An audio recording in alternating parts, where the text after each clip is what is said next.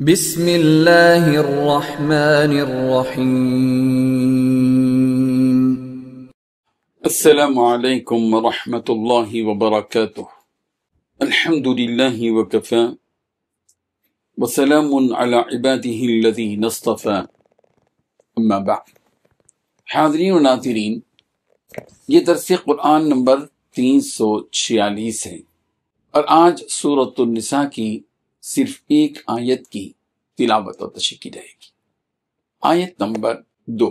اعوذ باللہ من الشیطان الرجیم، بسم اللہ الرحمن الرحیم۔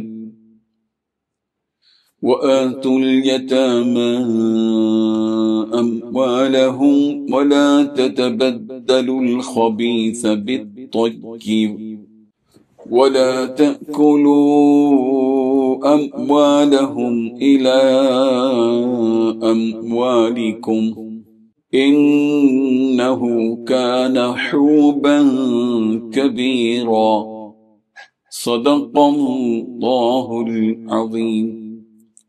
لفظی ترجمہ یوں ہے، وآتوا الیتامى، اور تم دو یتیموں کو، اموالہم، ان کے مال، وَلَا تَتَبَدَّلُوا الْخَبِيثَ، اور تم بدل نہ کر لو ناپاک کو، بالطیب، پاک کے عوض،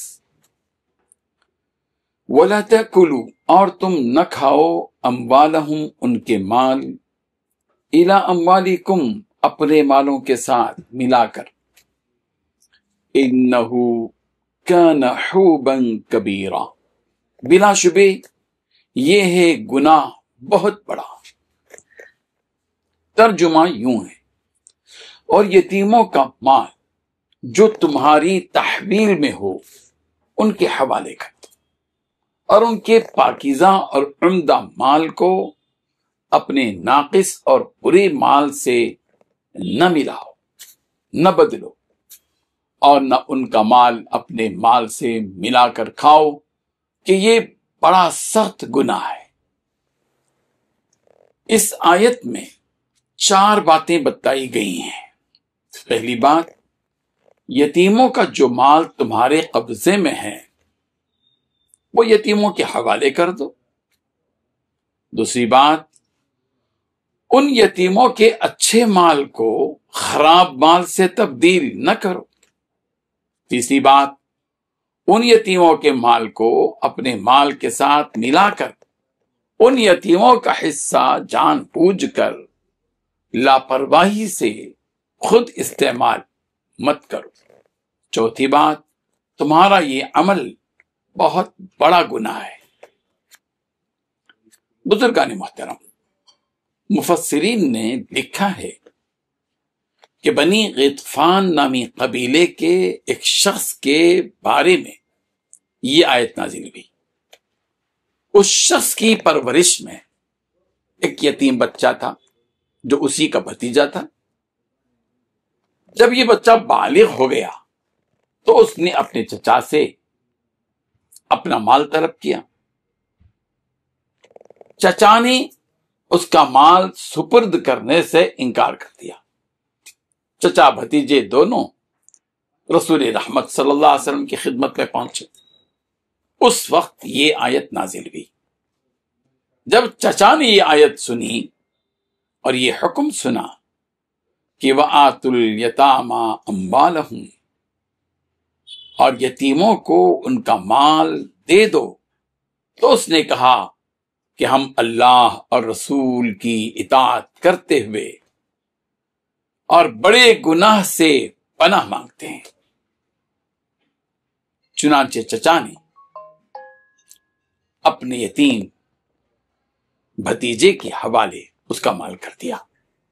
اگر یتیم بچے کی ملکیت میں کچھ مال ہو، چاہے وہ مال کسی کی طرف سے تحفے میں ملا ہو یا وراثت میں اس کو حاصل ہوا ہو، دونوں صورتوں میں اس یتیم کے سرپرست کی ذمہ داری ہے کہ وہ اس یتیم بچے کے بالغ اور سمجھدار ہونے کے بعد اسی کے حوالے کر دے۔